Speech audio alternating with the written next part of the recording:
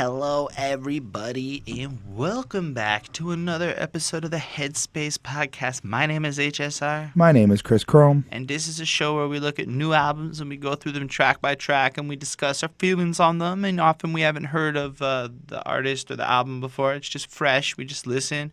We're not necessarily the biggest professional people. We're just regular folk giving our opinion, just like hopefully you are in the comment section, because we fucking love when you leave comments and tell us about anything you want. So especially if you a super fan, you guys have the best fucking information, and I would love to hear anything that you have to say. Before we get into it, just a special thanks to our patrons, Mozart, Lindell Williams, and Super Old School 1994. And if you want to see us cover a particular album, that is the best way for you to get that to happen. And we do love all of the comments, like I mentioned. We answer everybody, and I just wanted to share our favorite comment off of last week's episode, which was Eminem's Kamikaze. Fucking exciting. So you can go check that out if you want to hear our thoughts on that. This is from Tebjbir Shady. Great review with a couple thumbs up. It's always fun to see emoticons, but people be hating on Eminem for the sake of hating. I feel like that's partly true. I think fans have high expectations for things, and sometimes they get disappointed. 2017 revival, no, M fell off. We don't want mature-ass rap. We want Slim back. Get to your old self. That was my criticism. That is what I said. That is how people reacted. And so Eminem made that album. In 2018, how can you say such things? It's offending.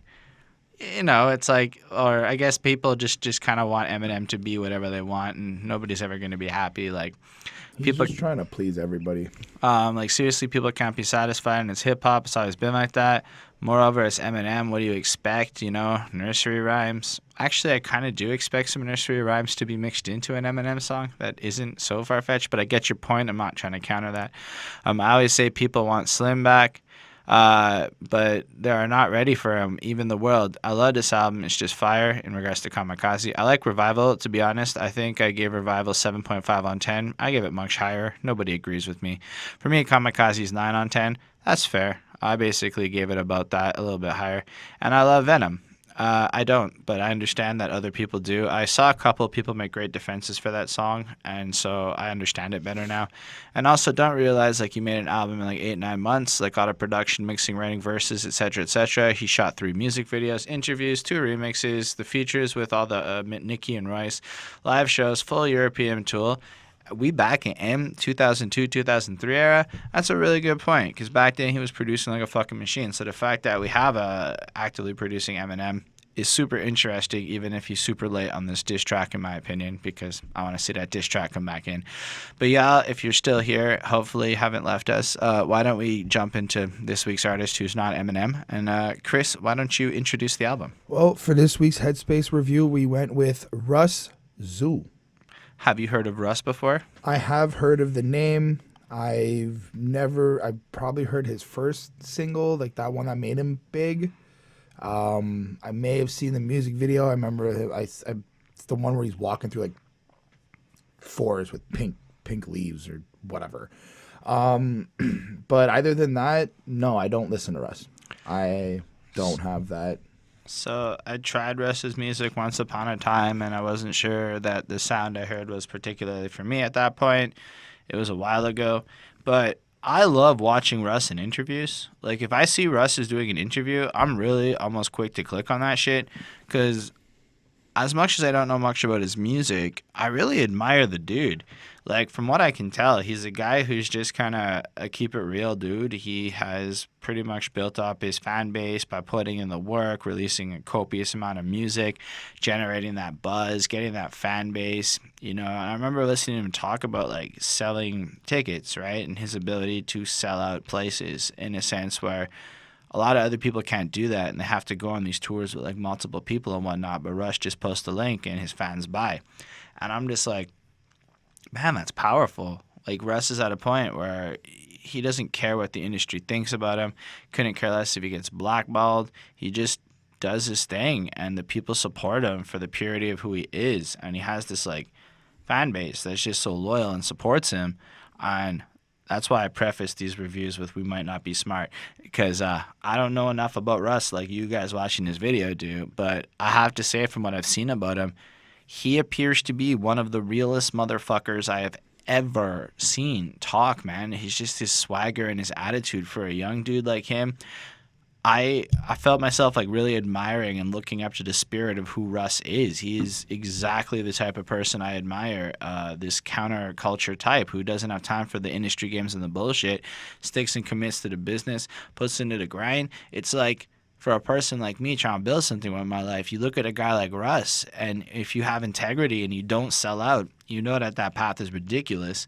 But when you look at Russ, you're like, it's possible. And even without hearing his music, I feel like he's had some kind of an impact on me. And I wanted to share that was me going into this project without really. I didn't really expect this to be my favorite album because his overall sound, like I said before, is not my. It's not for me. But still, this project's cool, and I'm happy to talk about it because I enjoyed listening to it. So let's talk a bit about the title and the cover. I mean, it's called Zoo, and that doesn't mean a lot to me. Well, when I heard the title of Zoo, I figured there's something going on. There's some type of madness. Whenever you're like, there's that saying like life's a zoo.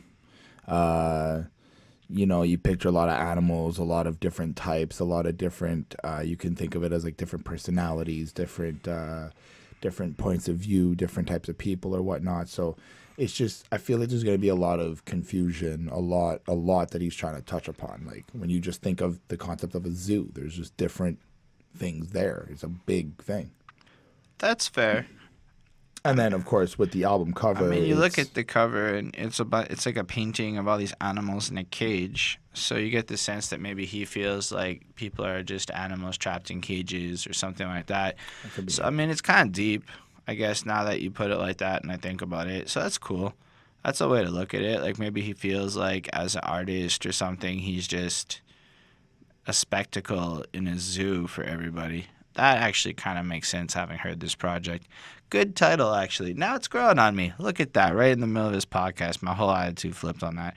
But I love the cover because it looks like some kind of shit I want to like print out and put on my wall because it's a fucking cool little painting of all these animals, and it's colorful, and it has this like authenticity lookingness to it where like it feels like somebody actually took the time to create this, and it's really cool. And then I like how it's got that white border, making it almost feel like a piece of art in a portrait as like opposed a frame.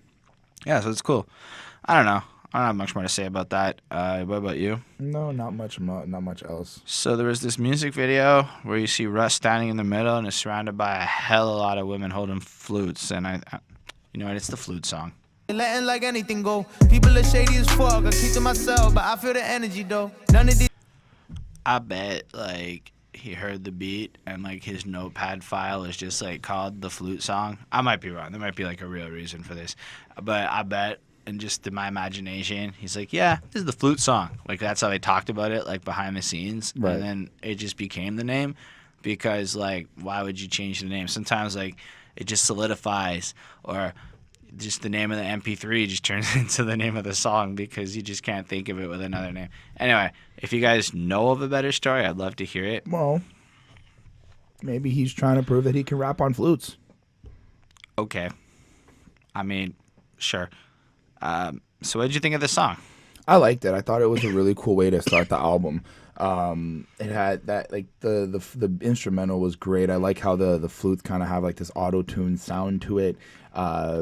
They're not like just straight. They're edited a little bit. I do like how he's coming. Russ is coming and explaining to us like kind of he doesn't give a fuck. He is who he is. He's true to himself, and he wants to make sure that people kind of know that he's just still gonna chase his money and live his dream. He mentions a line that I liked was, "They ain't upholding the code. The industry full of some hoes. They letting like anything go." And I feel like he's trying to address the fact that nowadays music is changing. It's not the same maybe type of lyrical stuff, maybe conscientious stuff. It just kind of sounds like a lot of trolling or whatnot. And he doesn't seem to be wanting to fit into that. He thinks that the industry needs to get something different and not that everybody's trying to cop and pass around. I like when he said, been way up in the hills reflecting. I cannot go back. Beverly Hills skyline view. I move smart. I got a high IQ. I like how he's still got this kind of like not regret, but like he's still reminiscing about the past, about like he's kind of baffled a bit about how where he is, kind of like, oh my god, I went from nothing to something, this is crazy, kind of giving us his little story on how he kind of rised up. I thought it was a really cool way to start the album. It gave me a nice little introduction to who Russ was. I gave it a 4 on 5. So my first thoughts was, again, damn, I don't know if I'm gonna like this album. But then, like, my second or third listen, as I find happens more and more often these days, I found the vibe of the song really grew on me. So I feel like calling it the Flute Song is a bit of a cop out for how little like flutiness was in it. I think it would have been cool to have more flute, but otherwise, it's pretty cool. So here it's like, you have him kind of doing two things. He's showing that he's going to do what the fuck he wants in terms of how he's going to rise up, I took it. Like, how he's going to live his life and do his career. Like, he does what the fuck he wants. And it comes off almost childish at first, right? Because everybody who says that shit kind of sounds a certain way at first. But then he kind of compares himself to the industry and his disdain for what he's seen and what he feels. And you really get the sense of it. Like, even in the hook, like... they talking reckless. I don't believe them. I think they're bluffing. They just want clout. I'm just so popping. I'm just like, fuck it. And you got this sense, like, so let's say, like, we know Russ is accomplished and he really has whatever he says he's got, he's done, he's pulled off, he's managed to make that happen for himself outside of the typical routes, you know, because he doesn't play, let's say, the typical games. He just runs his mouth in interviews, and that makes people like me respect him. Right. And then versus a lot of the fake people, like everyone's trying to get a rise out of him. A lot of people are talking shit. I don't know why, but apparently a lot of people don't like him. Ex-girls trying to get back at him. He doesn't talk back unless you're worthy, which is a respectful move. He doesn't even want to acknowledge shit that he feels is just beneath him. You know, that is, in a sense, like living in the way that you want to be. Like, a legend doesn't respond to stuff below them. So in a sense, you just really see him kind of showing his like wisdom and how he studies a certain tactic that works. You know, he's 25. His family relies on him. You know, he basically was in these five-star hotels. He's cruising around, and then he goes on and criticizes the industry a little bit there. He kind of points out how people are shady as fuck, so he keeps to himself, but he still kind of knows that this industry is toxic, and he still kind of recognizes people aren't friends and that he can't handle. I almost get the sense that he finds it just toxic and he doesn't want to be a part of it. He doesn't put anything past them. You don't see none of y'all next to me, though. I think they mad that I passed them. So he looks at it like he started with a lot of people or whatever, and a lot of these guys are doing their careers and playing the game and being like on Instagrams and doing, I don't know that he's not on Instagram, but playing the game, we'll say, doing all the bullshit that people do. And Russ just did him, and now Russ is like in this fucking lane on his own over there, and people are a little bit jealous, and all the hate and the shade is coming. Now, as far as like in my head, my first thought, it compares against like those underground songs where they try to trash the mainstream, but they come off sounding like wankers who are just whining a lot. I don't really understand why people think it's effective, but here it sounds like Russ is like, y'all act like idiots. Look at me. I was smart and I made it.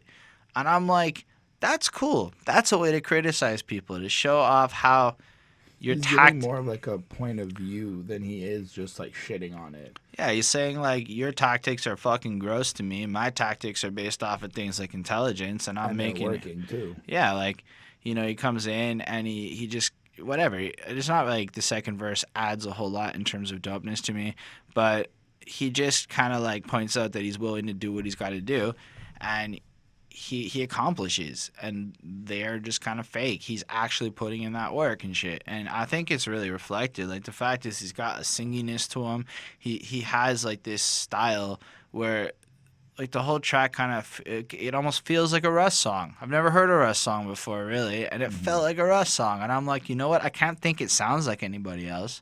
It just kind of has that modern feel to it, but with like actual talent maybe backing it up, and more of a, I don't mean to imply others aren't actually talented, but you can hear his skill in the way he delivers this shit. And albeit like this one may not have been just produced by him, I did want to comment that Russ verified the lyrics on Genius, and that's cool because I'm a huge advocate of artists making sure their genius shit's on point.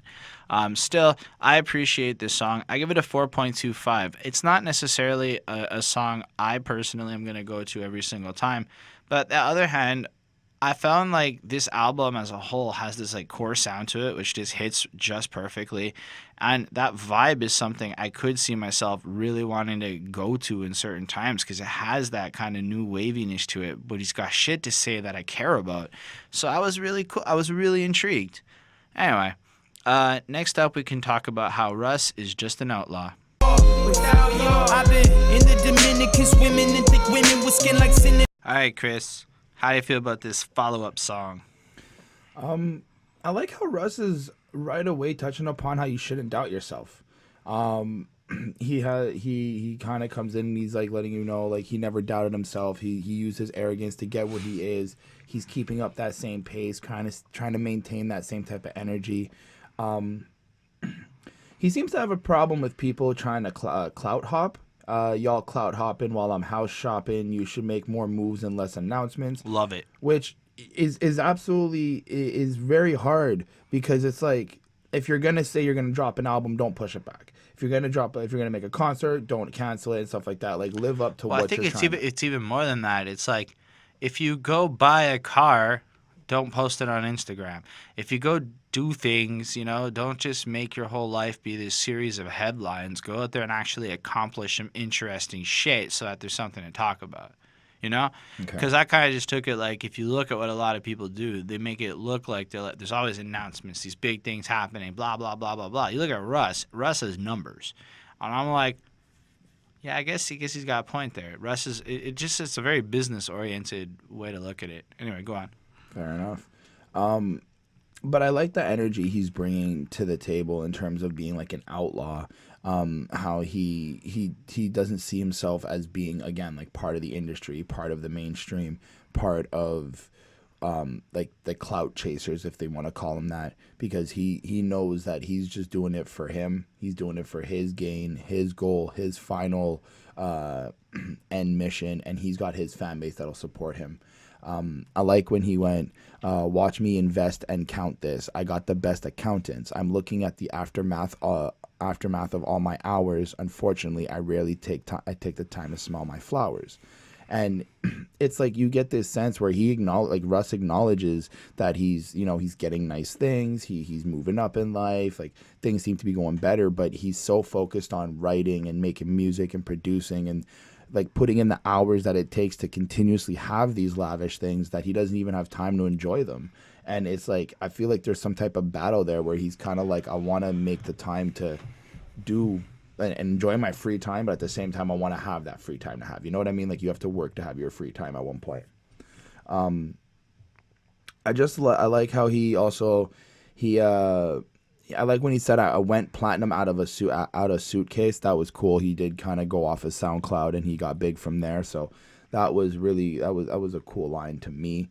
I like when he shouts out that he listens to Kanye, Eminem, Nipsey, J. Cole, Kendrick, Drake, Jay-Z, and kind of giving this like kind of in a way validating that he's one of them instead of all the other rappers. Like he wants to be more lyrical. He wants to be more known on like a legendary status, we can say. So he's just trying to like define his list of where he wants to kind of go to. And I like when he was like, I got a lot of hits left like a southpaw without y'all.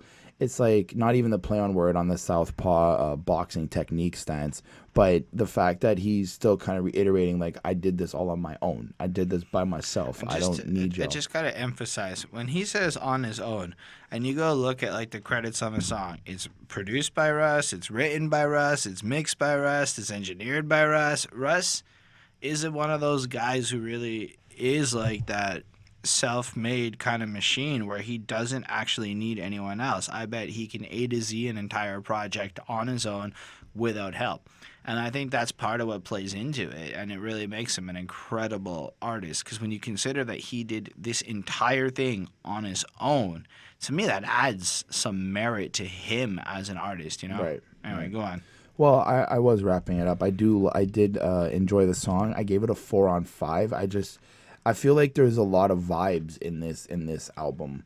I feel like there, like you have to take into consideration the type of vibe he's trying to put you in. And I like the song. It's just not my vibe. I mean, I feel very similar to the first one in terms that the talent and the skill on this track is pretty next level, and I really respect and admire what he has to say. And there's a time and a place for me to feel this track. So I get where you're coming from on the vibe, but I also want to point out that it sounds different than the first one. Like the first one was a little bit calmer, this one's a little more lyrical and rappier. And it's like right away he's trying to show us this versatility in what he can create and produce. I know the last one he had somebody else collaborated with him on the beat, but it's still incredible to me how many of these tracks on this project are just Russ, like nobody else. Anyway, and he just kind of like right away he got his mansion for himself and his parents, a house, and and he just starts going on about how his life is kind of right now. People are hating him. He's accomplished and things are almost traditionally good, etc. But then he follows it up with the clout hopping, house shopping stuff to just kind of show that like he really is out there doing some real shit while other people are busy just chasing clout. We discussed that. He's investing and counting, making more money. I like the fact that he's kind of pointing out that he's all over, playing out these packed out shows. Like everywhere he goes, people are paying to see him. Even in Toronto, where he's smoking Maple Leafs. Yeah, that's right, Canada. We gotta give some love to that. I like the fact that he then follows up because he's smoking Maple Leafs. I got a catalog of branches outside of the label's tree. And that's cool because, maple leaves are on a tree. And he follows up with that pun to let us know that everything he has is outside of the scope of this label that controls what he does, But he kind of like remembers when the crowd wasn't there and he kind of grew into something. So he kind of has that sense. Then he brings up how he's in the Dominican. So he's all over. He's traveling and he's doing a bunch of interesting shit. Y'all too fake. Your debut came and went. I'm throwing a coupe to that bitch. I'm here. Y'all pop and disappear. I want Ranka in Bahamas. I want 20 mil this year. What y'all know about doing sold-out shows around the globe? And you're just like, damn. When you really put it like that, there are a lot of guys who might be popping, who might have charted, who might have singles, but can't necessarily do what he's doing, like go out there and sell at these shows on his own and pull that kind of shit off, And I really respect it to that. I really feel his dedication to this. And you really feel that, like, he's not coming at this from a point of view of saying the right things. He's coming at it from a point of view of, like, this is what he's experienced. Like, this is some legitimate stuff. It's not just words, He's got fair criticisms. Like, a lot of those shit you see on Instagram's rentals, there's maybe 5-10 of them that are probably legit, and the rest is a bunch of folk trying to fake some shit, trying to be like whoever, And then I love when he's like, people say I'm cocky, people say I'm arrogant. I think lack of confidence is very un-American. Miss me with comparisons. Y'all can't hold a candle to me. You're going to need more paraffin. And paraffin, some wax bullshit. I didn't know that until I learned it, but it's kind of the candle. The wax is actually called paraffin. Anyway, I love that because he's pointing out that he really is just embodying this American spirit of what you're supposed to be. He's being true to what the spirit is. Look at Donald Trump. That is evidently what a lot of people want. And then people criticize him for trying to go out there, and I'm not trying to say he's like Trump, but in the spirit of confidence, of saying what's on your mind, that's an admired quality in America that people are criticizing him for embodying, even though it's working to his benefit. And in general, it's another kind of track focusing on how he's legitimate. The rest of the industry who's hating on him is kind of pushing him into being this outlaw, but he doesn't care about anyone. He's ready to keep coming with his hits like a southpaw. I feel like the track's fantastic, all things considered, but it's not 100% a vibe that I'm feeling most days, so I'm giving it a 4.25 because I recognize the value in what this is, and I really did enjoy listening to it. And I'm hoping that y'all watching aren't like, oh, fuck it, kill them all. You leave me no choice. So how do you feel about Kill Them All? I like the beat. That piano riff is really nice. It's kind of got this story time. Shout out to him, by the way. Right. It's got this kind of storytelling sound in the background, like a nursery rhyme kind of noise going on. So I feel like there's this, he's kind of putting rappers to rest. But I feel like the song itself is kind of just reiterating what he's told us already, is he feels like he's better. He feels like he's got this type of talent that he can conquer with. And because people are hating on him, he has to just go out and kill everybody because he's angry. Yeah, that's fair. Okay. I like when he went, people trying to do voodoo. This zoo is making me cuckoo. And fuck the media and the politics in this industry. The snakes and the snakes and the lies and gossip in this industry. And fuck these WWE ass rappers, high school mentality glee ass rappers. It's fucking fantastic. And I like that because I like how he's kind of referencing that everybody's fake, that it's not real, that it's all entertainment more than it is about the music, about the actual, like, the want to spit these lyrics and the want to get your message out there. More of it is just for, like, all the money, apparently. It's not even the money. It's to just be in the spectacle, you know? Like, the WWE guys don't actually make that much, but it's just scripted entertainment as opposed to being the real deal, you know? Mm-hmm. Yeah. I like how in verse 3 he calls out people when he's at public events, kind of saying, like, kind of like two things. One, it's like, I'm also here at the same events you guys are, so acknowledge me as, like, somebody who I think am. he's saying there's a lot of people that want to fight him.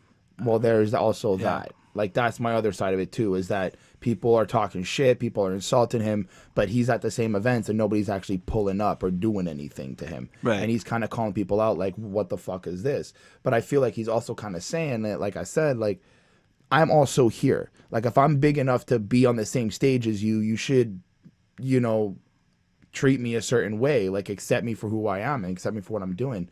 I like how he went, I see the game from every angle. I be playing point, I be playing coach, I be playing owner, I be playing fan, and I play promoter. It's like, it really just embodies that he is his own team, that he plays every role in his group, that he knows the roles he plays, and he has these different mind frames. On 1 minute when he's the coach, he's coaching himself, and I kind of get this feeling like he's kind of yelling at himself, or he's kind of like, you know, how a coach would act in a sense. Or when he's playing the promoter, he's on a different brain. And it's like he's got these different sides to him that allow him to be Russ and who he is. I thought it was great. I found the beat to be very dope. Like, it really got me in this mode and wanting to, like, kind of write more, kind of be. I got inspired by this song, I'll say. I gave it a 4.2. I really like this one. To go back to my feelings on underground songs, I find a lot of underground artists tend to go at mainstream artists and just make fun of them, and it comes off like they're, like, real jealous. Russ here seems to be more of an advocate for just realness versus fakeness. And a lot of the underground guys say it, but Russ is, like, dropping knowledge in the way that he's, like, describing these things where I don't see it. A lot of people go at talent and sound and, oh, you're such a sellout because you're rich, or oh, you mumble, and that's just boring because there's nothing to those claims. It's just you're mad and salty that your sound isn't popping, and frankly, otherwise in some cases you're not even saying that much real shit. But here you have Russ kind of describing that people don't get it. He's just, like, feeling frustrated. He's wondering why these fucking grown men always talking like bitches. You also obsessed with me. I've never even talked to you bitches. And here he's addressing the fact that people keep bringing him up. People keep complaining about him. People keep coming at him, this, that, the next thing. And maybe Russ isn't playing ball. Maybe it's like Russ doesn't want to do that feature. Russ doesn't want to promote you. Russ doesn't give a shit about you. And I respect that. Like, I don't think there's some obligation that just because somebody hits you up that, like, you're supposed to, like, instantly love their shit. I don't like every local rapper in Montreal's fucking sound. I mean, I don't like a lot of stuff I've heard. There's a lot of stuff I love. But, like, shouldn't you as an artist have that choice of who you want to fuck with? Anyway, so maybe people are a little salty, but because of his success. But I love the line when he's like, I'd run you over with my Lambo, but wouldn't stop for you bitches. I mean, that's pretty funny. Get it? Because it's about, anyway, y'all get the joke. But I just love the energy that he's throwing in. And then I like how rappers taking bribes, they be shaving points. I see the game from every angle and all that stuff that Chris just said where he plays it. But, like, he's kind of pointing out that the reason I understand what the hell's happening is because I do it all on my own with the success. So I understand the business of it all. And I just kind of look at how people take bribes and compromise their soul for blah, blah, blah, and just whatever. And I just really like the fact that he recognizes that the hate gives him exposure. And it's true. Hatred to Russ is what led me to knowing who Russ is and probably led us to deciding to do his album over others, you know? So it does benefit him. In the second verse, He's just kind of going at different rappers and putting out, but he's also describing how like he has built out this infrastructure and this empire doing these shows and these live streams and like setting stuff out. And, you know, people, I really like where he's like, fake family ties. Y'all say brother too much. Y'all get played by the same woman. Y'all say you love her too much. And it's like, it's weird, eh? How everyone says brother, everyone's fake fucking friend. And like, it's like people. But I mean, no, go on. I mean, he's just kind of pointing out that like people are doing this for the sake of illusions. These people don't like each other. These people don't care about each other. Everyone's just being fake about it. It's all this fake love for the sake. It's like Drake said, fake love. You know, like that's what people do in that world. And Russ wants no part of it. He's just gonna be fucking real. But like what? I just define the world though. Like are we talking industry world? Are we talking? It's everywhere, man. It's just everywhere. I mean, it's in all levels of life. You know, when you have to go up to your colleagues that you don't necessarily like and smile and say hi and pretend that you're all friends and shit. I understand it. I guess I just took it out of context. Well, I mean, I think even in the realm of hip hop, a lot of these guys pretend to be friends and aren't. Just because label execs said you're on the same team, do it. I mean, so people throw words around like, yo, that's my dog, that's my fam, that's my... And are they? Are they really? Are you guys actually boys? Or you just have like a contract for this moment, and then it turns out in 8 months y'all are beefing. Yeah. You know, so you're throwing words around. And then my favorite part of the third verse is how he attacked, and this is what really solidified it for me, right? This is the type of criticisms underground artists should really go look at and attack the mainstream for, because they're jealous about numbers a lot. To empirically show how fake this shit is in terms of exposure, having millions of followers is useless if you buy your followers. And there's a lot of people I'm learning where a lot of these stuff's going on where these channels develop a lot of clout and you pay them, I don't know, 20 grand a month, 5 grand, whatever you can afford. And based on how much you can afford, they publish and promote your shit. So you gain a lot of growth from followers, and it's all super nominal. Like I've done some social media marketing classes. I'm going to be taking some more. At the end of the day, I understand the strategy on how to make people like your page. But I can tell you of my, let's say, couple hundred followers on Twitter, like 5 people talk to me. So evidently I've got like maybe 15 people tops who give a shit about anything I post on Twitter. It doesn't matter what the number is. And I think that's what Russ is trying to drive home. And he's trying to point out how ridiculous it is, how all these people are flossing like these numbers count for something, even though everybody knows it's a little bit fake, except for maybe the fans who just look at the score sheet. So if you go look at this guy's followers versus that guy's followers, it actually isn't that important. When you really study metrics and you're really paying attention to it, interactions are worth more. So having our level of interaction to our subscriber count actually is more significant than a lot of other channels I've seen from a ratio perspective in terms of trying to evaluate and measure success. Engagement is more important, is all I'm trying to say. That was a fun little tangent, but I love the fact that Russ even brings it up and talks about it and points out the legitimacy in his argument where this is what frustrates him. So Russ doesn't have a problem with you if you're legit. Russ has a problem with you when you front. You know, that's what the issue is. So I thought it was really well done. I feel like it was similar content to the first 2 songs in that regard. Yeah, I get it. But I wonder if he I don't know, maybe, I don't know if this album necessarily has this, like, need for cohesive individual ideas on every song because the overall sound carries it through right. But this is the best version of these 3 songs I've heard so far. I give this a 4.5.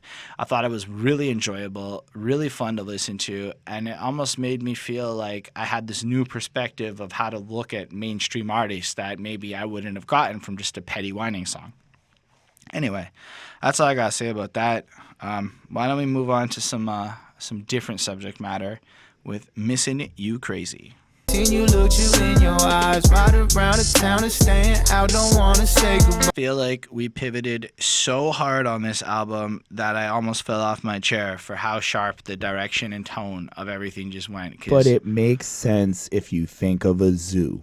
One minute you're with the monkeys. Yep, and now we're with the lions. You're with the lions. It's actually pretty interesting on how he switched like that.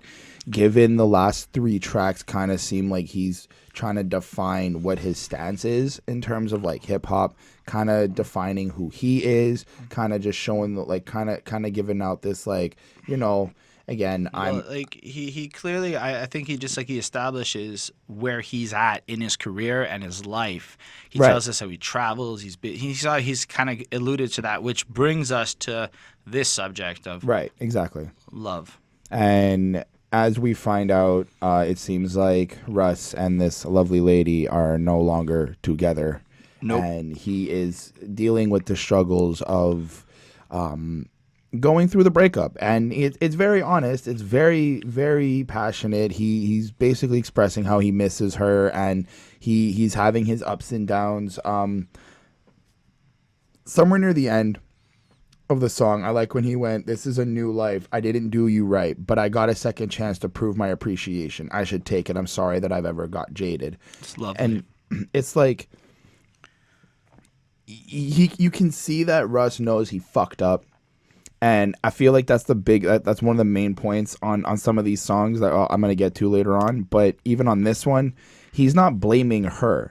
He's taking the responsibility that, like, he knows that there's something with him that's not working.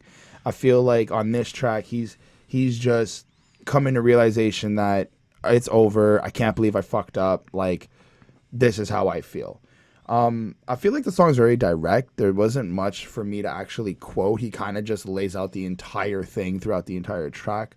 It was a soft, somber, very smooth. It wasn't like no heavy in your face type energy, but it was cool to see some type of humanity towards Russ in terms of like this like God status he's trying to be. I like seeing some of the humanity. I gave it a 4. So I feel like, Russ's voice is fantastic because he can sing really well, but not in like this shitty, like so far-fetched, like it doesn't even fit kind of way. He has like that kind of voice where he like transitions from rapping to singing so seamlessly that it just fucking flows really nicely. And like it is kind of softer, and it kind of has this like pensive tone. Like that whole first verse is kind of like thinking back on a simpler time before his career really started to pick up, when he's with this girl he's obviously with and they're cruising around. I think he mentioned something like, back when I could smoke more weed and I can't even do it now because I'm so fucking busy. And I was like, man, you get the sense of him really like he's so busy and he's so caught up that he realizes that like life moved on in a different direction, and now he's just sitting there and he's missing her, you know? And then I love, like, it's been way too long since I seen you, looked in your eyes, riding around town and staying out. I don't want to say goodbye. And it's just so honest and so simple, and it's just so like he misses this girl and he's just like fucking singing it out to her, you know? And I like the fact that it's like, you know, at least we got like this song, you know? At least we have memories. We have this song now. I'm trying to like reach out to you and let you know that I understand what I did wrong in one of the most intelligent ways that I have ever seen. It looks like Chris Chrome annotated a line on Genius because I accidentally clicked on it. So yeah, that's right. You guys should annotate this song and give some love to Russ and show your feelings on it. But I do like that. Yeah, if you saw me now, would you recognize me or would you call me out? Because you get this sense where it's like so much time has passed, and would she remember, like, when she sees him, does she see that guy that she used to be with, or does she see this arrogant asshole that she can no longer like handle, or like, you know, like which version of him does he see? I also kind of took it as like he's looking at her like, will she come up to him and say hi? Or is she gonna call him fake because he's not the same that she remembers? Yeah, exactly. Like it kind of gives off this sense where it's like when he's with her, he is not the Russ that us as fans or podcasters know. He's the Russ that's the honest, I guess, teddy bear, soft, broken person that he might be with her. And then as he's been moving up in the fame and in the game and getting further, it's like, can they really look at each other, and can she really see him for the same, you know, innocence, or is it you don't deserve that chain? And anyway, yeah, because like he kind of recognizes his end of that. You know, but honestly, it's been so long, I wouldn't be offended if you didn't even feel me. There's a gap now big enough to make us forget how we felt in the past now. And I don't know if you've ever like dated somebody and then like broke up and then like hung out with them years later or some shit like that. I'm like, you still care for them and you still have almost this romanticized idea of being with that person, but fundamentally you guys are just in different spaces now. Like your life goes in directions and stuff, and like where I'm at, like I'm not the same person I used to be. And so since you've all grown and shit, it's like, really, do you all land in a similar place, or are you now actually just that far apart and stuff? I thought it was really honest and really legitimate. And again, there's this authenticity to the way that Russ makes music that it resonates from the music side, the beats. It resonates through the way he delivers the vocals and stuff. And I find that this track kind of really fits in with the good sound of this album. So I gave it another 4.25. Well, I mean, I guess if you're the one who's producing all the beats and like the project A to Z, you kind of have that control of what you want it to sound. A lot of people who do that tend to not be able to be versatile. Oh, I'm not discrediting his versatility. So, I'm just saying it's just that much more impressive to me that Absolutely. he can do it that efficiently. Anyway, the next one on this album is Voicemail. Overthinking every single moment, pacing round and round the room. It's 4 a.m. I'm at the phone just waiting. So I like how, as much as the transition of the subject matter feels random, it still has this like flow to it. So we find out he's lonely just in the last song, right? And after he's successful, so he's all over and shit. And now we know that person who I guess he used to trust to hold him down and make him feel complete is no longer with him. So here we have him in that isolation talking to God, trying to get an answer for the various feelings, you know?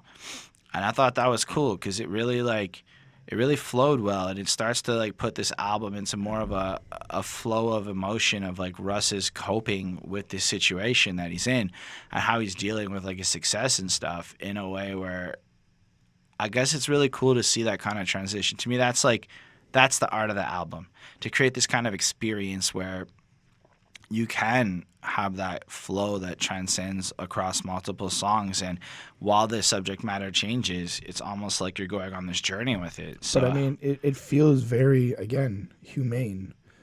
Right? Like, you have your days where you think you're king shit. You have your days where you kind of start slumming down. You have your days where you're in the dark, you know? And it's like him being able to show that through the experience of different tracks is really cool. Yeah, I mean, this one, it's again on that smoother side, but it's got a certain deepness to it, right? Because it's like, I'm calling God, I'm leaving voicemails. I know you're there. I need to talk before my voice fails, before your boy bails, because they be taking all the fun away. I'm listening to Say Goodbye to Holiday, and I believe it's the J. Cole song Runaway. So here you have him, and he's starting to understand what those songs are like, where he's in this Hollywood world and he's trying to cope and make it sense, and he knows that God's listening because that's what God does, but it's essentially like he's just leaving voicemails because God never calls him back or gives him the answers that he's looking for, which is probably a sentiment a lot of people can really feel with, and it's so honest, right? And I like how he follows up that like Say Goodbye to Hollywood line with, I guess, be careful what you wish for, right? Because now he has that success. He's gotten everything he wants, but he also realizes how fucked up the whole situation is. You know, he's in Copenhagen overthinking, great rhyme, and he's just kind of like talking to God, trying to find some sanity in the midst of everything. And then in the second verse, he kind of ties in some shit that's going to bleed into the next track, where he's talking about how like family issues make success bittersweet. Sometimes a cold shoulder is the only one to deliver heat. That's the situation that I'm in with my dad. Me and my mom did quit. No one lives with my dad. It's sad, but he brought it on himself. It just kind of flows on from there, and you get the sense that there's some trouble, which we will learn about, and he's feeling so alone and so tormented because he has these monies and he's trying to find these solutions, but at the end of the day, his problems aren't going away the way that he hoped that they would, and things aren't necessarily resolving themselves the way that he hoped that they would, and he just wants God to throw him that SOS and like save him and give him that refuge from like this emotional turmoil he's dealing with. Well, as a follow up to that verse, he goes like, I shouldn't care because I got houses and some new coupes, right? But money's not an adhesive that can take all the pieces of a broken family and put them back together. Arenas ain't as loud as inner turmoil. Right. And it's just like you can like, even the comparison to how he's got 1,000 or 10,000 screaming fans, it's like the pain and all the negativity that's in him is just so much louder. And that's like, first off, that's a crazy comparison. Second of all, I like how he's really just being real, and like it's not even about the money at this point because money's not fixing the problem. And there's that type of like realization that like even though you are famous, like you were saying, even though he is famous, it doesn't really mean that the demons go away. Yeah. I give this one a 4.5. I feel like it's really deep and really honest and really nice, and it's kind of fun to listen to in terms of just relatability. And I feel like everyone's had that day, and it does kind of change from the braggadocious, strong nature that he had earlier, and it's showing that, like, behind that, there's this deeper person that's dealing with some shit, but still humble brags, man. Like, his problem is, oh, shit, the arena is not loud enough, you know, letting you know he still fucking can sell at that arena and do that shit. He's still confident. He's still maintaining that, like, disposition of a boss, per se, but letting you know that he has these other things that he needs help with and he needs to deal with in the midst of all the snakes and shit. And I thought that was really cool. Well, I left the song at a 4.2. I do agree that it's very honest and that it's kind of like he's touching upon a different scenario now or a different message. Although I am, give me a second. I am a little bit interested to see more, and that's what I think I like a lot about this particular song is that the way he kind of gave us this confusion and gave us this like, I'm lost, I don't know what's going on, God help me, and then kind of starts touching upon his family. I think that's like, I want more of that. I want to know what's going on. That mystery that he held in this song was really cool. Right. And then we do find out more in Parkstone Drive. My career was its lowest, and that's a lie because we both still going. Me. So, if you are a fan of Shape of My Heart by Sting, well, you're in for a treat, because that's what's sampled here. It's also sampled in The Message by Nas. It's actually sampled in 18 separate songs.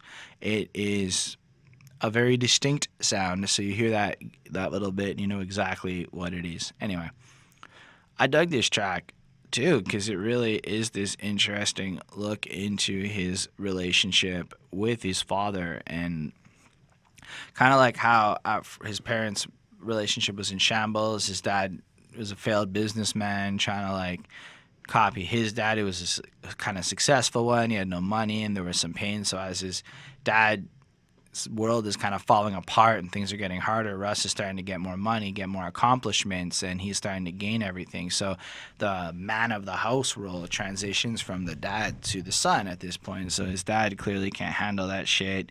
They're fighting. They're kind of not in the best situation. And, you know, it just kind of goes on to express how he's able to like now help his mom escape that situation because previously she wanted to leave, but she was too broke. But he also defines it as like, he's also kind of, again, baffled that the way that he helped his mother get out of the situation was by rapping. And that he was able to buy this house and his dad doesn't even know like where this house is, and he's so fucking disconnected from everything, you know? And that a lot of this family turmoil and shit. I love the part where he's like, it makes for good songs, but like it's killing me. It's turmoil for my soul and shit. And like, I get the sense that it's like his success is something that has contributed now to the destruction of his family, something that he wants so desperately to repair. And he tried, as you know, money wasn't a failed adhesive. Well, what he says in verse 2, don't get it twisted. I'm grateful for everything, but the devil's still asking for a wedding ring. It's like, even that line to me was like, he acknowledges that he's got the beautiful flowers, but he's not taking time to smell them. But now he's kind of saying like, again, like, guys, I'm grateful for the house, the cars, the time and the support you guys give me, but y'all need to also realize that even though that's there, I'm still dying on the inside. I'm still feeling certain ways, and I'm still feeling like... And like, I appreciate the fact that it's like he's letting you know what it is. It's not just like with the rap industry, but simultaneously his success is having this kind of negative impact in his life. Like, I can relate to that. Like, my dad failed at life, flat out. There's no easier way to put it. He sucks. But like, he's extremely jealous of my life and my success, and it's like super apparent, and that jealousy creates such a rift. Like, I can't talk to the guy. Like, it's just safer that way because I'm doing things with my world and he's not, and that creates this rift where, like, you know, fathers can't handle it when their sons are all of a sudden more successful or more interesting than they are. And I just thought this one like spoke to me, and it really like it was really relatable and really something that I thought was deep. And I'm a sucker for that beat. I mean, I know it was in apparently some Lucid Dream songs, but I don't actually know what song that is, so I haven't heard it recently. So for me, this is the most recent like I've heard it in, and it's really cool. It's really enjoyable to me. So I gave it a 5 on 5. I think it might be, in my opinion, my favorite song on the album. But maybe it's also because like this one, it related to it so much, and I really enjoy listening to it. I gave the song a 4.2. I do think it's a really good song, but I don't know. This isn't something I'm going to go back to multiple times. Fair enough. Next up, we start a series of songs on a similar tone of subject matter with Begging You. Can't stop right yeah. I can't take it anymore. I don't like the auto-tune voice on the chorus. I think that was kind of slightly annoying. My other issue with this is that this sounded radio. This song sounded more radio-esque feel.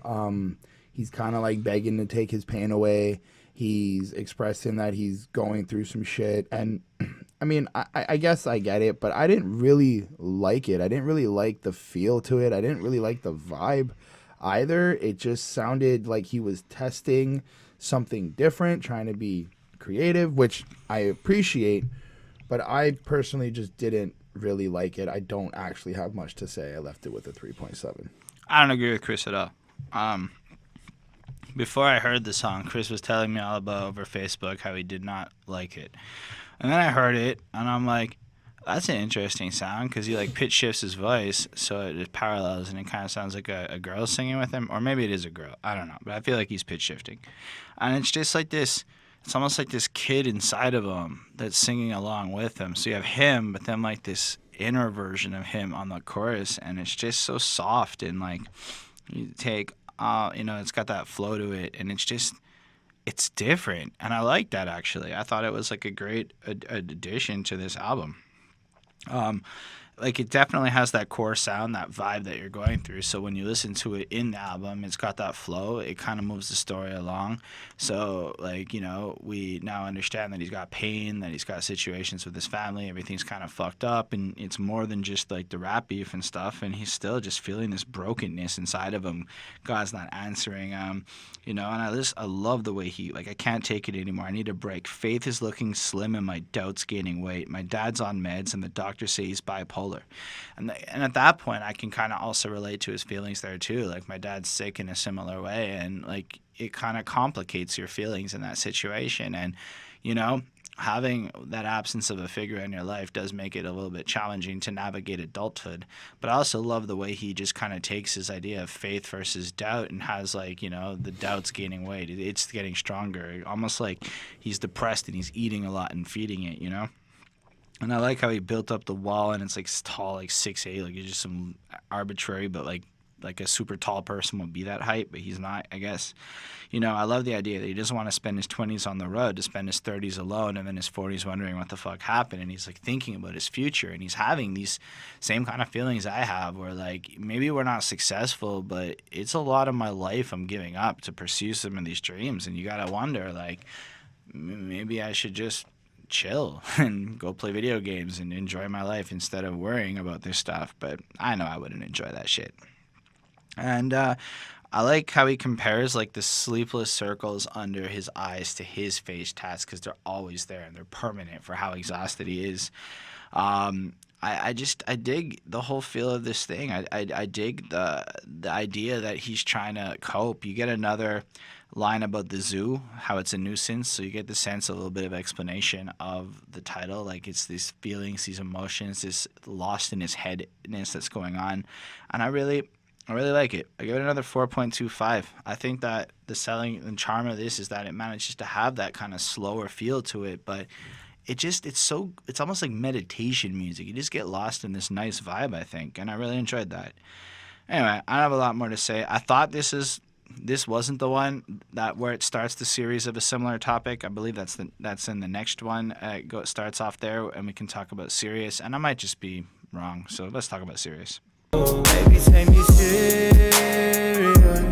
Baby, say me shit. I can feel like this big Kanye vibe from this, the way this comes off, like when Kanye goes singy and lovey. I like it though, because I like his voice better than I like Kanye in the singy realm. How do you feel about this one, Chris? I like his voice. I like the energy that he's putting through the song. But again, it has this radio-esque feel to it. This and I don't want to say it, but it kind of sounds mainstream to me a little bit. And I don't. Okay. Well, it's because I don't want to get killed in the comments for saying that towards Russ, but it does, and it I sounds. don't think Russ cares.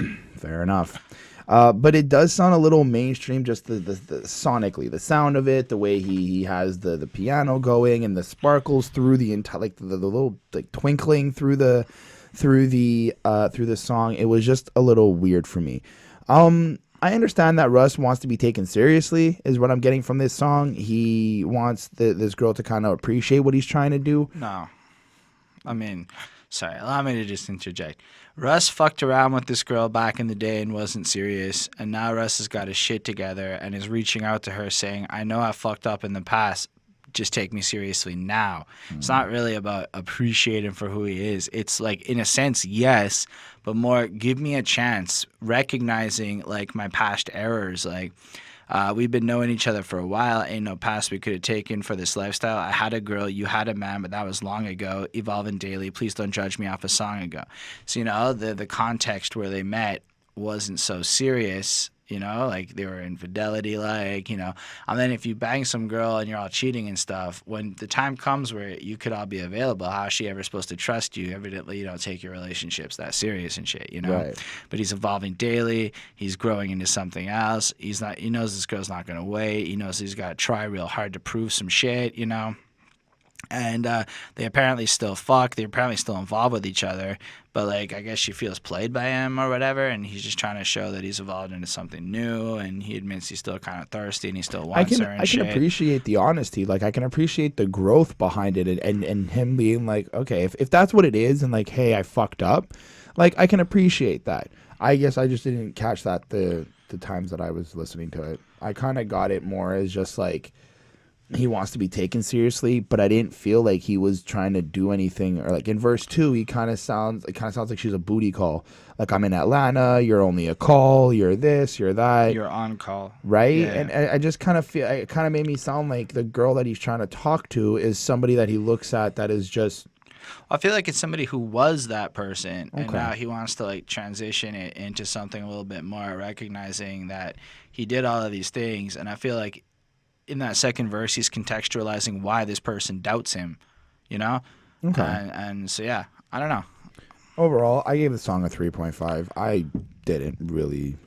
I mean, for me, I give it a 4 because it's got this kind of R&B-esque, singy vibe to it. It's not really my favorite genre of music, and he does it really well. I don't want to comment on him. Like, he does sound mainstream, but I feel like this whole album is a polished album. Like, Russ's understanding of music trends, and I don't think he's trying to be underground or mainstream. He's just trying to push his shit forward and push his craft forward, you know? Mm-hmm. So, like, I give it a 4 just because it's really, I'm not really into the sound that he's using here, but I really admire the way he does it, you know? And he does sample a Jagged Edge song, so I don't think I'm 100% far off in terms of just my feelings of, I'm not into Jagged Edge either. The whole sound that they produce, that genre of music, I guess, whatever, it's not, I don't feel like it's my cup of tea. I don't like slow music so much, which is also part of it. I like the faster stuff a lot more. Anyway, now I'm just blabbering away, so I'm not really keeping my wits about me. Getting right now, I deserve it. Everything that's bottled up is coming to the surface.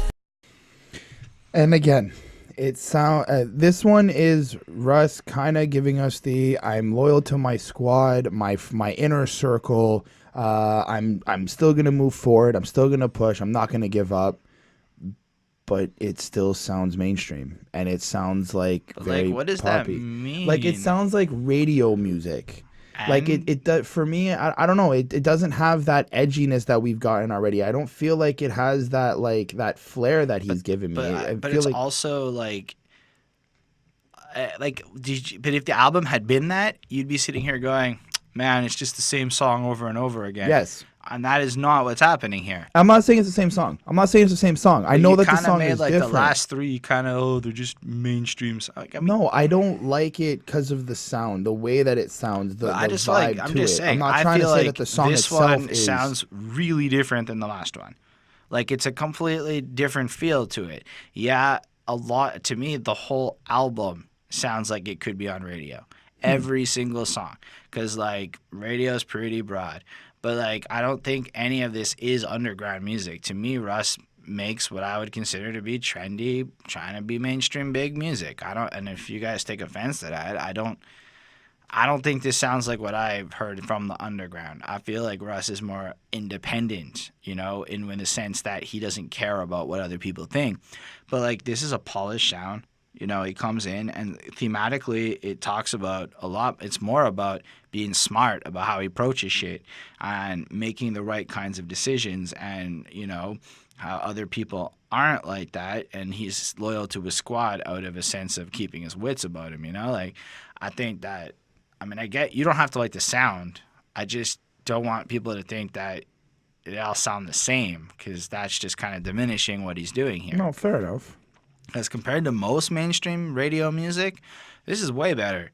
This is heart, has soul, has substance, and even if like particular tracks aren't gonna be the thing I go fucking throw on in the morning kind of thing, that doesn't change the fact that it's quality music. And I'd rather all pop music have that kind of feel that Russ is doing than, let's say, what the Chainsmokers are doing.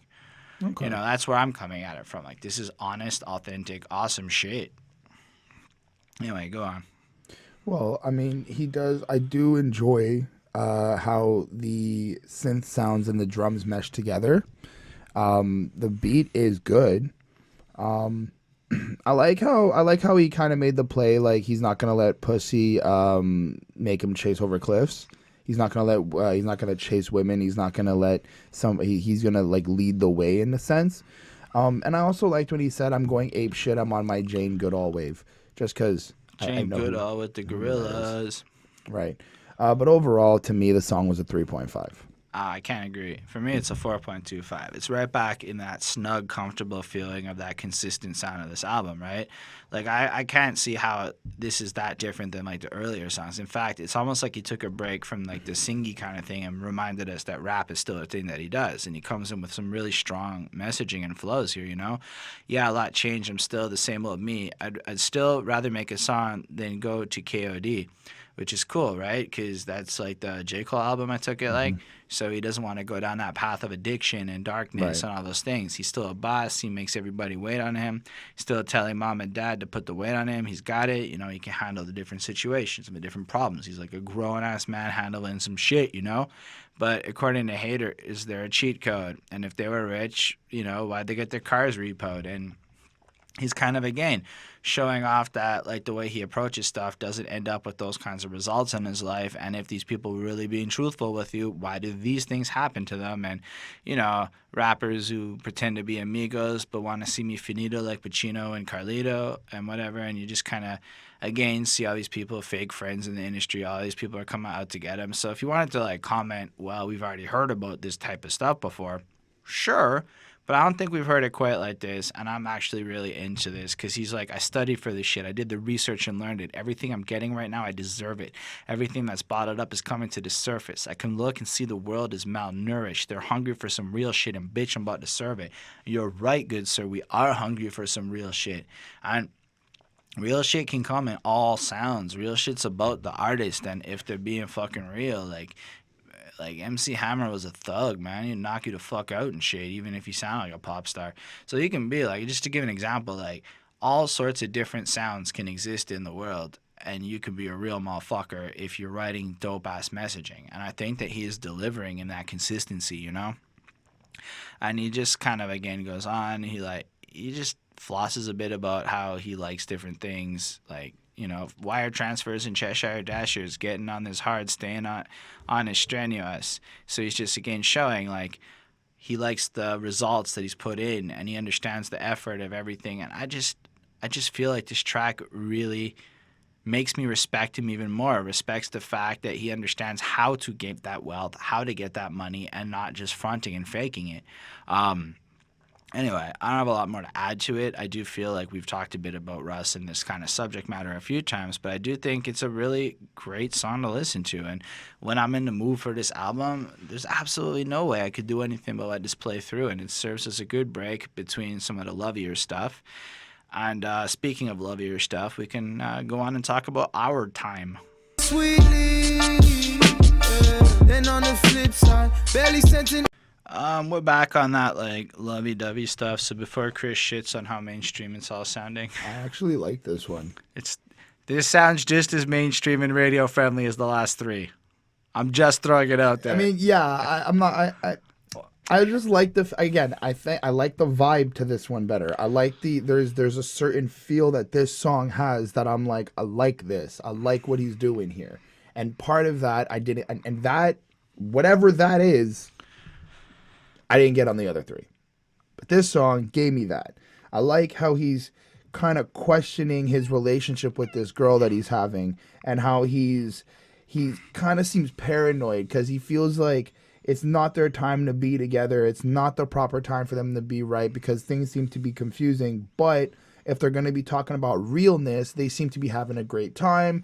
Their parents, the girl's mother. Yeah, that was really sweet. Like, your mom likes me and my mom likes you. Right? Like, And it's what like, what a validation point. Like, you know, if anything, if your mom doesn't like that girl, it's like a chance that it's not going to work out, you know? absolutely. I like how he's kind of showing like there's different stages again to him to this world that he's in. I like how he went, yeah, I can't tell. Do I miss you enough to drink, or did I drink enough to miss you?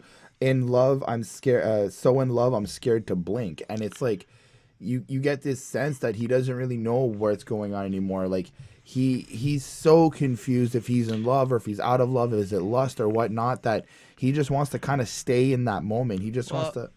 I mean, not to interject, but if you look at the hook, I think the issue is that he's finally found, like, the perfect girl, but due to life circumstances, like, he's over here and she's over there. Right. So when they're together, it's, like, perfection and, like, everything is working. But when they're apart, it's, like, painful and awkward and confusing. And, like, he kind of misses her, and then he starts questioning a lot of different things because, I mean, if it really was the perfect person, he'd be able to be with them. But, like, in a sense, because of that distance, you can't get really attached. It's just kind of this loose floating thing where everything feels perfect up until those moments where you got to leave, and then you're just not with that person anymore. It's kind of more of the sense of what I took from this one. Fair enough. I like how we find out she's a girl she's from a girl from a Miami hotel, kind of implying how they met. Maybe it was like a random hookup or something like that. It's kind of showing like his lifestyle maybe have brought him to her or Well, I whatnot, feel like as like an experience. It's because, like, he's always on tour and stuff, so when Right. he's in Miami, he can see her and whatever, so it's always going to be in these hotels and whatnot. Absolutely. Overall, I liked the song. I gave it a 4. That's fair. I also gave it a 4 because for me, it's again in that kind of singy, lovey genre of song where I appreciate that Russ does this really, really well, but I don't know how much I really enjoy listening to it. I like the honesty in this situation that he's describing. I feel like it's maybe even a same girl that he's talking about throughout this album, not like a bunch of different ones. Like just multiple emotions towards this person who he wanted to be with, but life pulled him away from her or whatever. And I really appreciate that side of it, but I don't know. That's fine. Let's talk about From a Distance. break cars, but I'm on my break time. I just did tours nonstop. Had girls on all. I feel like this is exactly the same feeling as the last song, only in the last one he was all like confused and shit, and now he's like, you know what? I fuck with you from a distance. I recognize that this is still valuable. And I think there's a little bit more to it. I think he's trying to validate why he fucks with her from a distance. Because he goes, at one point, he's like, I'm still young. Let me go through my phases. Let me adjust, girl. I just got famous. And it's like, I feel like he also acknowledges that he kind of wants to run around with other women. He kind of wants to go on tour and do other things that might not. Because I get the sense that throughout the song, I get the sense that the girl he's talking about wants him to settle down. And he's not looking to settle down yet. Right. He's still he's only 25. Like, he's not ready for that. But I feel like instead of trying to, like, he's not trying to be mean to her. He's just trying to be like, if you really want this, you need to let me grow. You need to be by my side, but let me grow and do my fuck ups, make my mistakes, and then when I've become the man I need to be, I can be with you. Like I think it's kind of coming from a genuine place where he's trying to just be like, I'm not right for you right now because I'm going to go out and do my own thing. Right. I do like when he's like, you want me to free time to talk to you, but I only talk to you when I got free time. I guess that's the difference between Miss and Mrs. You're looking for someone who's got time. I thought that was really interesting because I can relate to that. I mean, having a relationship is a serious time drain, and depending on the person you're with, it can either add to a lot of value or it could be like a distraction. But where he's at in life, he doesn't have a lot of free time, and he's all over doing his thing. And I do agree with your assessment of the song. I still just think that it's like a result of him working through his confusion and just kind of like, this is where it's at. So it is like a little bit of a response song. I mean, I do feel like you're right. Like, you kind of broke it down. Sonically, it's the same kind of like slower vibes, except it's got like one of the rap verse to like kind of drive it home. So it does have that versatility. I do feel like Russ is good at changing up his style within the same song and having that ability to make complete and full tracks, which is not something a lot of people can do. Sometimes they'll stick to the 2-verse format or this, but Russ is consistently doing something different on each track. Maybe these two are a little similar. I gave this one a 4 for that reason. I don't enjoy it any more or less than the last one, but I do think that the two tracks kind of go good together, and I don't know. I'm just not as into these relationship-y songs or his working out his romantic feeling things. I don't hate it. I'm just not as interested in it personally, so I find it harder to get into some of these tracks, and I feel like the second half of the album has a lot more love-driven songs like this, and it's a little bit harder to like invest in. Like, I care a lot more about his feelings of the industry or like his family and his dad and stuff, and I know that this is just part of the zoo that's in his mind and shit, but this is, I don't know, I feel like some of these are almost for ladies a little bit more than they're trying to target me, which is fine. I might be completely wrong. You guys can always let me know why this is bad or great or whatever you feel on it. But what do you think? Well, I already said what I think. I gave it a 4. All right, I guess that's enough about that, and we can go on to Last Forever. Being all white bosses. I think this might be paradise. All right, how do you feel about Last Forever? Well, it's the first song with features. Right. And they're pretty significant features. Snoop Dogg and Rick Ross. I don't know if that's saying something, though. Like, if that alone just speaks volumes. It says something to me. Well, what does it mean to you? Well, what does it say to you? These are two guys who are bosses. These are two Right. guys who are about making money and building enterprises and brands. And it almost sounds like by doing this track with him, they're like inviting him into the boss club. It's like a validation in a sense. Yeah, but it's again, because that's what I feel like these three men have in common here is their admiration of wisdom and building an empire. Whatever you say about Rick Ross, he's done a lot with building up a team and a label and something. Absolutely. I'm not saying it's the biggest. Say what you will about Snoop Dogg. But we all know Maybach music. Like, at least, like it's still something we know. Like, And then, we can't like, discredit him for it. Snoop Dogg's legacy speaks for itself in terms of everything he's done. And I think that Russ is on pace to have that kind of brand recognition over time. Like, he's really positioning himself to be that much of a boss in this industry. And I feel like this song is just like these guys describing the parts of it they love and how it doesn't, you know, like this is this paradise that they want, that they're going for, and they want to have these their own little snapshot of a moment that's going to last forever, you know? Well, I felt like Rick Ross came and did the Rick Ross thing, I like to call it. He was talking about, you know, how he's going to bring his girl to fancy places. He's going to get down and dirty with them. He's just trying to enjoy the lavish life that he has. And, I mean, all three verses are kind of like that. Yeah. Just about the lavish life that they have and the stuff that they can do. But I like in... Yeah, go on. Well, I was just going to say, like, I like in verse 3 when Snoop Dogg goes right off the bat, he's like, nothing lasts forever unless you're talking about my rap game. And that was fire quick, first off.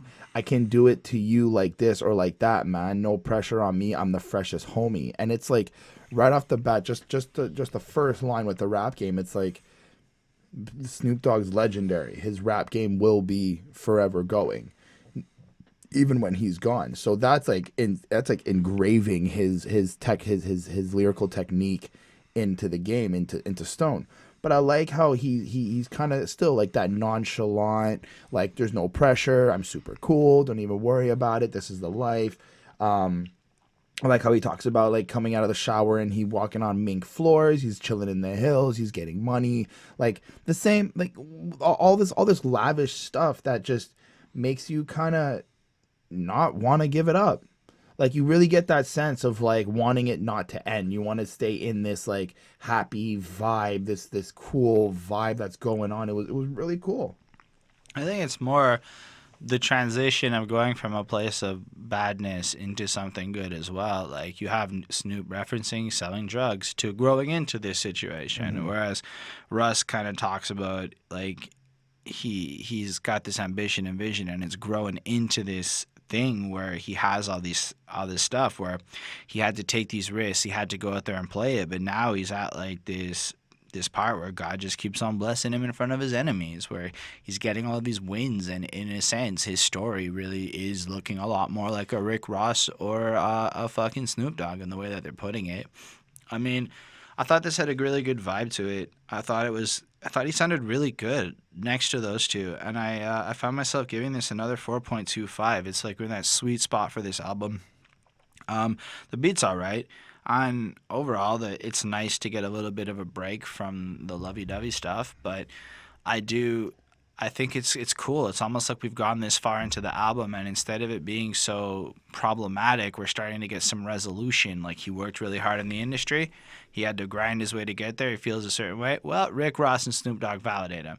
And that continues on the next track for real in terms of that closing up and validation thing. So it does give like a certain sense of completion to some of the plot lines that have been running throughout this album. Absolutely. I don't know. I gave the song a 4. Anyway, let's talk about the resolution of the love situation, and we'll keep it pushing. Learn my lesson. Now I can't trust me. Looking back. So here we have like the chorus, which has Russ and Mahalia on it, and Mahalia is a nice lady voice. She has a very gorgeous, very gorgeous voice. Like for real, I think she like steals the song for real. And they're just kind of like, you know, singing on their chorus. I won't see you later. I'm gonna just keep pushing. You should keep it pushing. We both know what's up. You ain't gotta wait up. I am about to save up, etc. And we get the sense that things aren't actually worth pursuing anymore, and there's a bit of an end point. And then Russ kind of almost like apologizes in a sense, like he's speaking to her. I don't want to say apologize, but he like explains his point of view. Apologize isn't bad. Because I feel like part of this, and I do want to. I kind of wanted to wait till you brought up the next verse. Well, I mean, yeah. Well, because the reason is because part of this is I feel like in the next verse when Mahalia responds, she takes on the persona of, I guess, the mystery girl we've been hearing about all album, if you want to consider that. And she goes, I think I finally understand what you've been saying. You can't stay now. You can't stay. Now just admit it. For the longest time, you ain't been with it. Is it something I did? Is it something I said?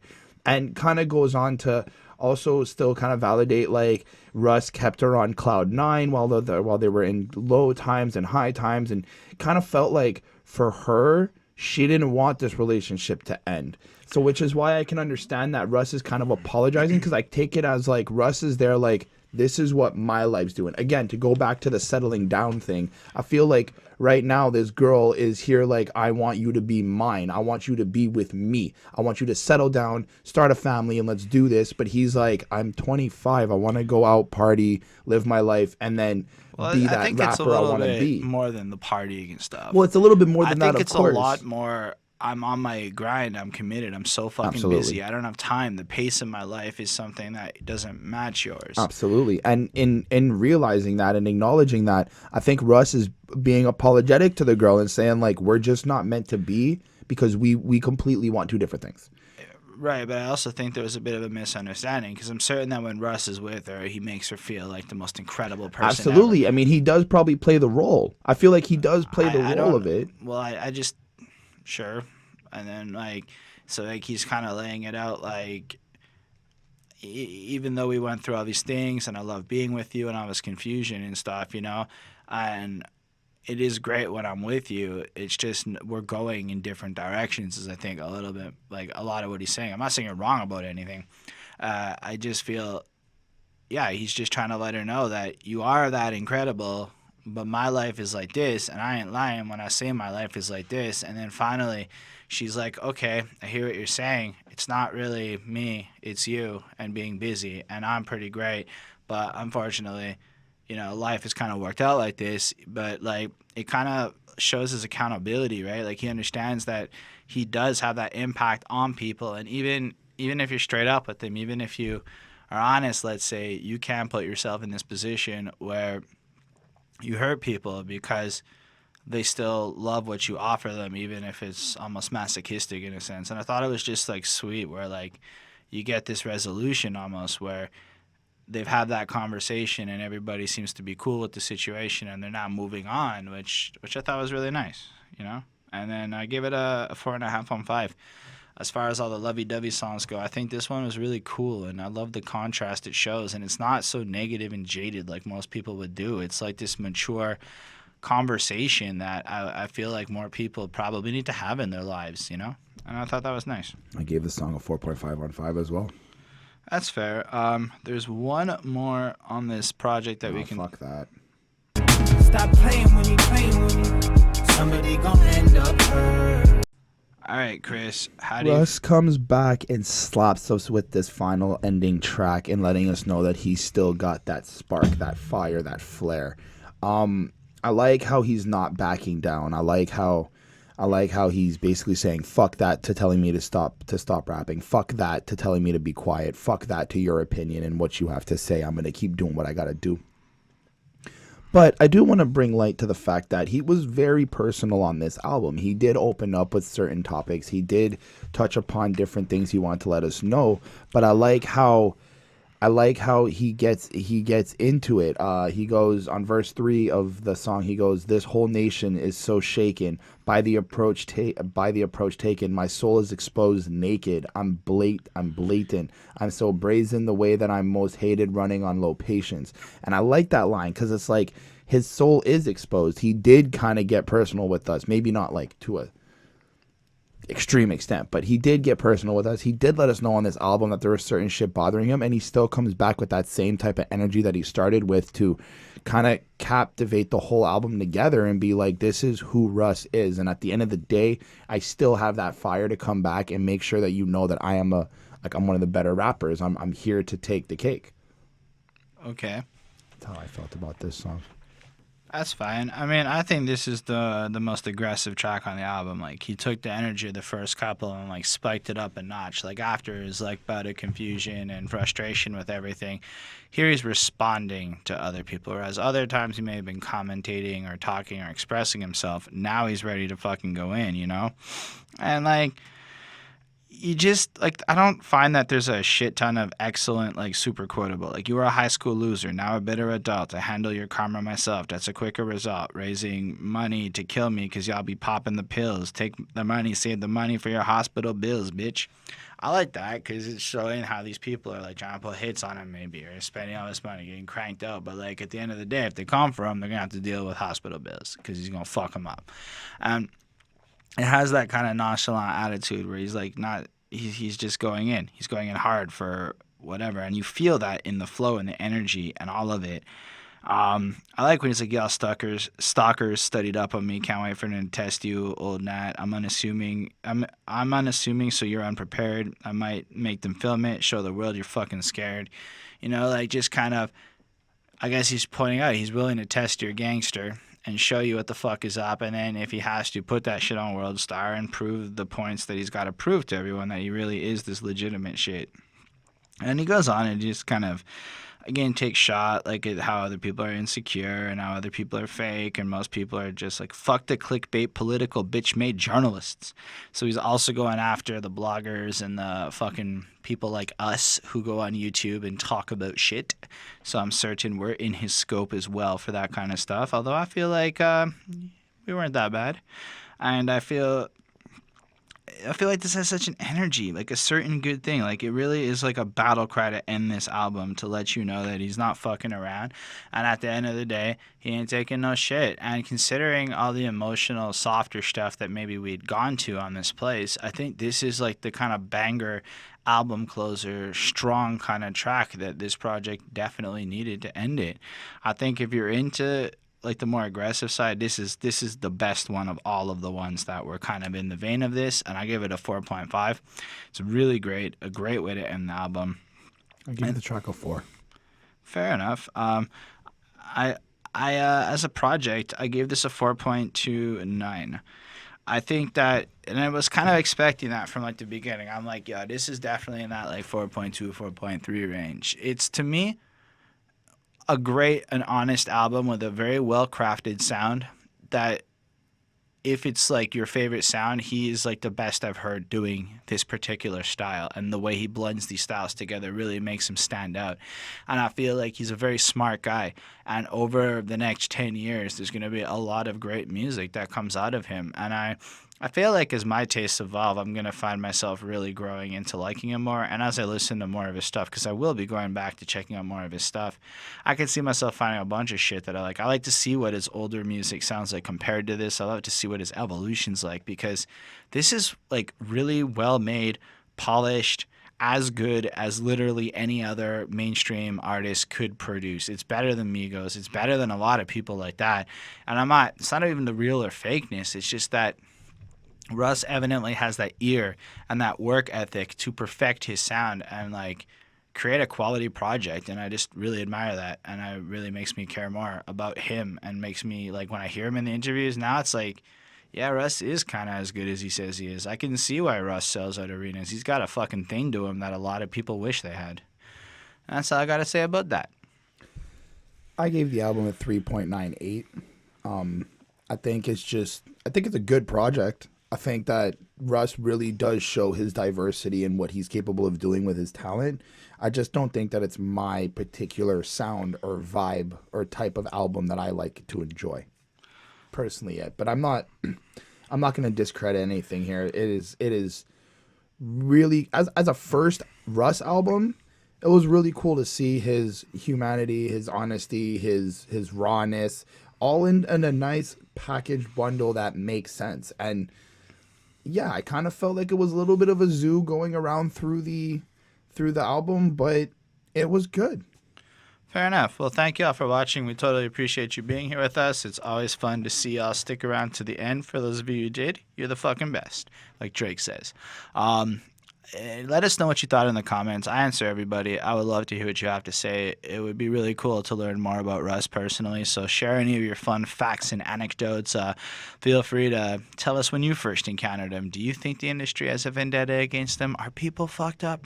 Anyway, special thanks to our patrons, Mozart, Lindell, Williams, and Super Old School 1994. We just did our request raffle this month. Mozart got his album pick. But what we've done as a new thing is, if you want to see a particular album get covered, and you join the request raffle tier in Patreon, you guaranteed one album that we're going to cover no matter what it is. So that's something new that we're going to try. You can check that out. Otherwise, feel free to hit the subscribe, like, and add that comment. It would mean a lot to us, and I hate having to do the sellout shit, but it's kind of where we're at these days.